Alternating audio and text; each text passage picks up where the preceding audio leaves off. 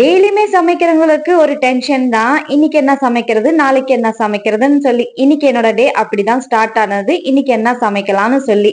அதுக்கப்புறம் ஃப்ரிட்ஜ் எல்லாம் திறந்து பார்ப்போம். என்ன வெஜிடபிள்ஸ் இருக்கு, என்ன இல்லன்னு சொல்லி. அதுக்கப்புறம் அந்த வெஜிடபிள்ஸ்லாம் பார்த்தப்புறம் மைண்ட்ல ஒரு கிளிக் ஆகும். சரி நம்ம இத சமைக்கலாம்னு சொல்லி. அந்த மாரி தான் இன்னைக்கு வெஜ் ஃப்ரைட் ரைஸ நம்ம சமைச்சிரலாம்னு சொல்லி ஒரு ஐடியா வந்தது. அதுக்கப்புறம் கேரட், பீன்ஸ், கேப்சிகார்ன் எல்லாமே நைஸா கட் பண்ணி எடுத்துக்கிட்டேன். காஷ்மீரி வரமிளகா 2 வெந்நீர்ல ஊற வச்சுட்டு, அதுக்கப்புறம் ஒரு கடாயில ஆயில சேர்த்துக்கிட்டு, ஆனியன், அதுக்கப்புறம் ஆனியன வந்து ஒரு 2 மினிட்ஸ் மட்டும் வதக்குனா போதும். அதுக்கப்புறம் நமக்கு பிடிச்ச வெஜிடபிள்ஸ் எல்லாம் நம்ம சேர்த்துக்கலாம். நான் என்னென்ன சேர்த்துக்கேன்னா, கேரட், பீன்ஸ், கேப்சிகார்ன், மீன் மேக்கர், அப்புறம் 2 பச்சை மிளகா, அதுக்கப்புறம் தேவையான அளவு சால்ட்டை சேர்த்து நல்லா வதக்கிக்கலாம். கொஞ்சம் சாஃப்ட் ஆகுற வரைக்கும். அதுக்கப்புறம் ஒரு மசாலா ரெடி பண்ணலாம். கொஞ்சமா வந்து கொத்தமல்லி தண்டு, அதுக்கப்புறம் 2 காஷ்மீரி வரமிளகா, அதுக்கப்புறம் கார்லிக் ஒரு 4. இது எல்லாமே பேஸ்டா அரைச்சி அதுக்கப்புறம் வெஜிடபிள்ஸ் கூட நம்ம சேர்த்து ஒரு 2 மினிட்ஸ் வதக்கிக்கலாம்.